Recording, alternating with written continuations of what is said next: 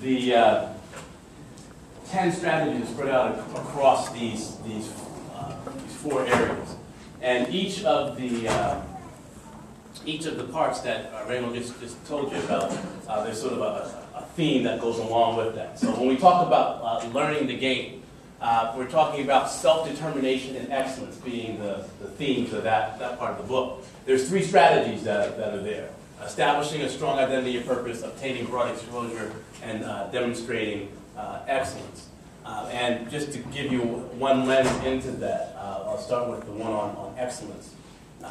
Excellence is part of the game changer, partly a game changer, because if you're at the top of your game, then people are going to say to you, or look at you and say, this is the person we want to mentor, this is somebody who we want to have on our team, this is somebody who we want to be involved with our activities.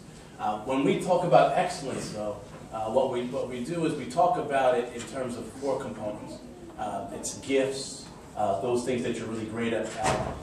Remember, some of you have gone through the education system, and we tend to focus in on one type of intelligence. But as some of the people we cite inside of our book, there was a book that came out not too long ago called 7 Types of Smart, Multiple Intelligence Theory. And now they've actually extended that out to 9. And we reference those inside of the book so that we can help people understand that there's different ways to be excellent. Combine that with a passion for something.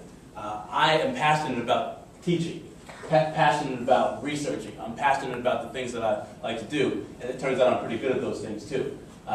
Speaking like this and doing things like we do around the country. Passion and gifts have to go together. Can't be excellent without discipline, and you can't be excellent without really believing that the things that you're working on make a difference, that they're important to you, that you can be good at them. So that just gives you a lens into how we try to distill some of these strategies, and then we give you examples along the way. The second part of the book, where we talk about taking this game to the next level, is about connectedness. And we highlight 3 things there: building diverse and solid relationships, seeking wisdom from others, and finding strength in numbers. So we go from the individual to now this person in relationship to one another. The one I'll highlight here is we talk about finding strength in numbers in organizations. How do organizations really thrive and how they work? We talk about our organizational experiences in various venues.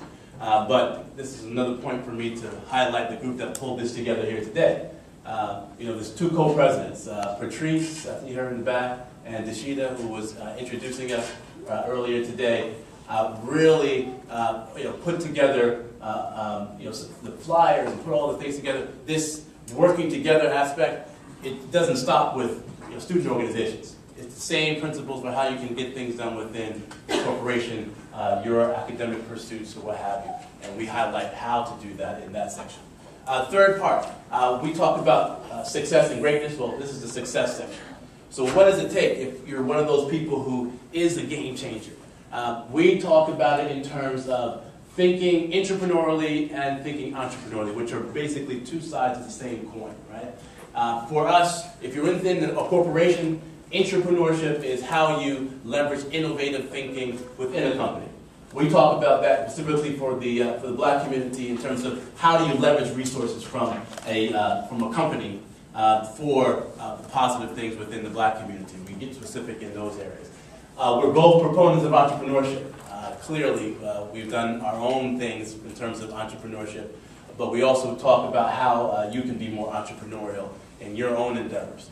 But the fundamental challenge we see in both of those is how do you synergize and reach scale in each of those endeavors, whether it's entrepreneurship or intrapreneurship.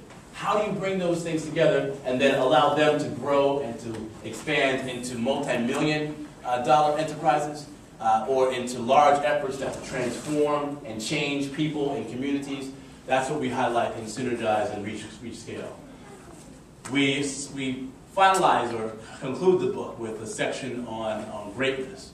And we don't think greatness is something that we take lightly. It's not something that people just say, I'm going to be great or I want to be great. We don't think of those things or talk about greatness without talking about giving back. because the people who we profile in the book and we talk about them being great are people who give back to their communities. And in doing so, we think not only are they game changers, but they're also reshaping how America functions. You can't be somebody who is thinking about these 10 game-changing strategies without being somebody who's about sort of chipping away at the walls of injustice, whether that's economic injustice or racial injustice or environmental injustice. We're talking about all those things in this book as a way for us to give back and give back generously. So that's a quick overview of how we think about this book. You want to add anything to that?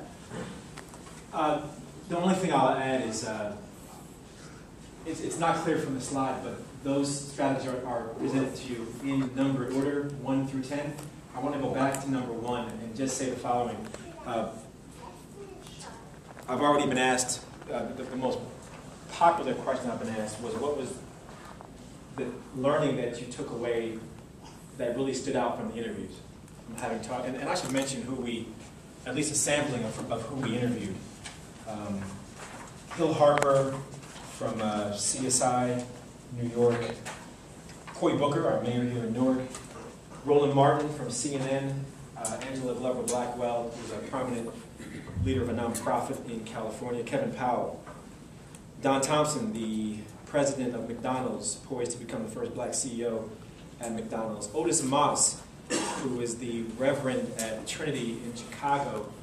He was the successor to Reverend Jeremiah Wright, who we'll all remember from the election and the supposed controversy.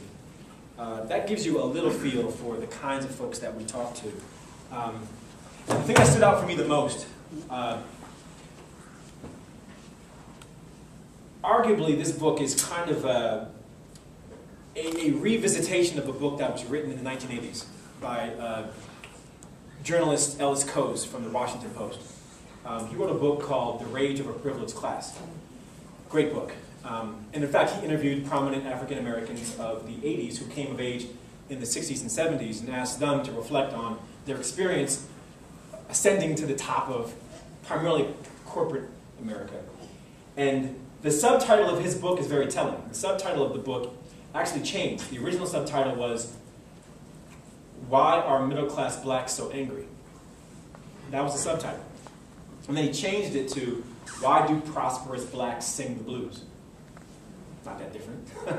Kind of conveys the same message. Maybe a little more palatable in the second check and try. Perhaps. Maybe the first one didn't sell. Who knows? And anyway, the takeaway from Ellis Coase's book was that these individuals that he talked to, they looked in the mirror and they were not proud of what they saw, that they had to give up too much of themselves to make it.